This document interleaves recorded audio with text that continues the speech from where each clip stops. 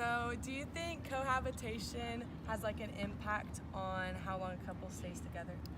I think that cohabitation has a negative correlation with how long couples stay together. I think cohabitation leads to like a lack of commitment, and so then relationships will more often split if they cohabit than if they don't. Sydney, do you know what a patriarchy is?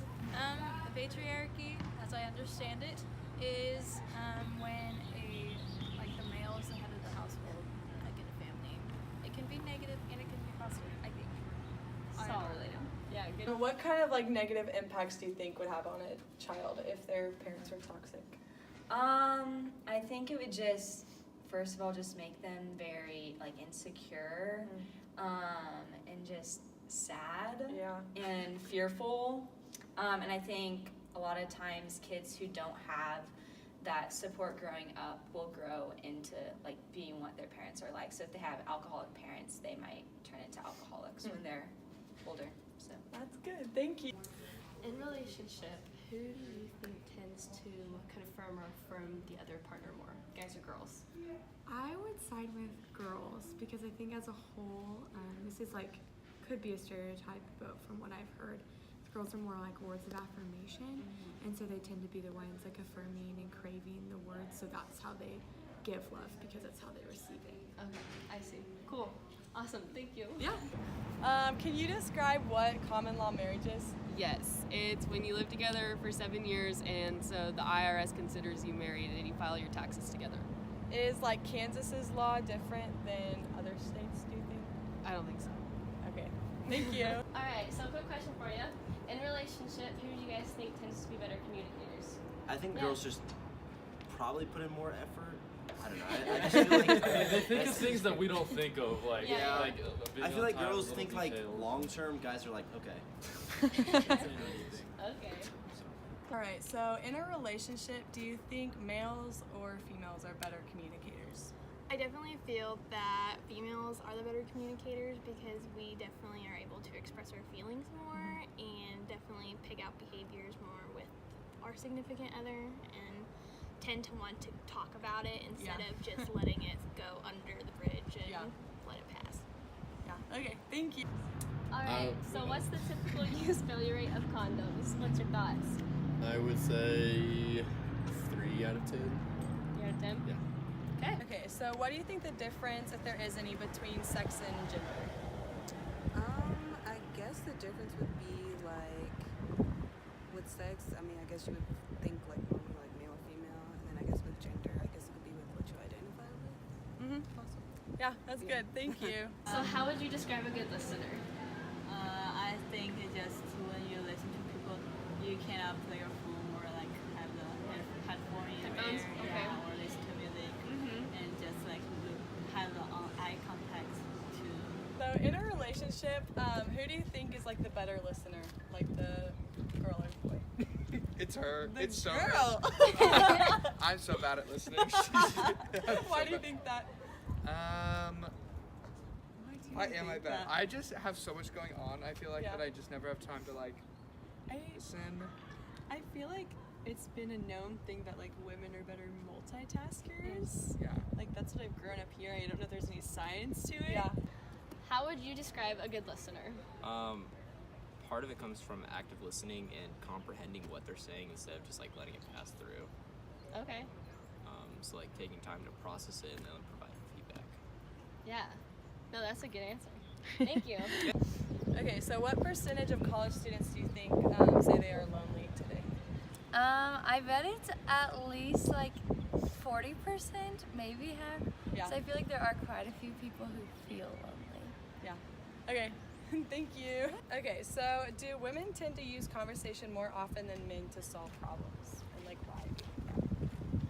I think it's hard because I think that we honestly both use conversation, but like it's easier for us to like put aside like having a tough conversation because like we don't want to like be upset with each other. Like so I don't think it's like women more than men. I think both of us might do that just because I don't think we're very aggressive people. Right, and I also think like as relationships like evolve and like grow, it like changes. Yeah. So like there's the honeymoon phase, and like when you're first starting to date, you don't want to have a hard conversation because you're afraid like there's a problem in the relationship. I think like the stereotype is that guys tend to not like to talk about their feelings, which is a complete misconception because like I love talking about feelings because otherwise holding it in is not good and not healthy. So I think that's really important too. Is just like being open and honest with each other as well. Yeah. So sweet. The qualities that I look for in a relationship is someone who has the same morals and I guess goals in life that kind of line up in that way, and then also someone who just has a similar sense of humor is what I look for. Okay, so how much of communication do you think is nonverbal? I think a lot of times communication can be like solely nonverbal. Yeah. But I would say it comprises like, I don't know, maybe like 60%. Yeah. Something like that. What do you think shows like good communication from nonverbals? Yeah, I think eye contact. I think posture, like engaging by like having an open posture, not like pulling your arms or like hunching over. Yeah. Yeah. I'd say those are two big ones. Sweet. Yeah. Thank you. Yep. So what do you think the term dating means in our world today? I think it's when two people are just like spending a lot of time together, they're texting a lot, they're hanging out a lot. I feel like it's definitely changed a lot in the last 15, 20 years probably.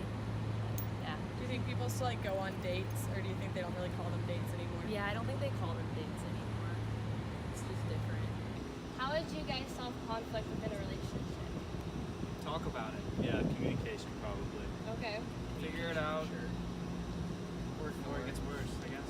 Yeah, probably understand that deep down you want the same thing, right? And that, you know, maybe it's not as important as you think it is.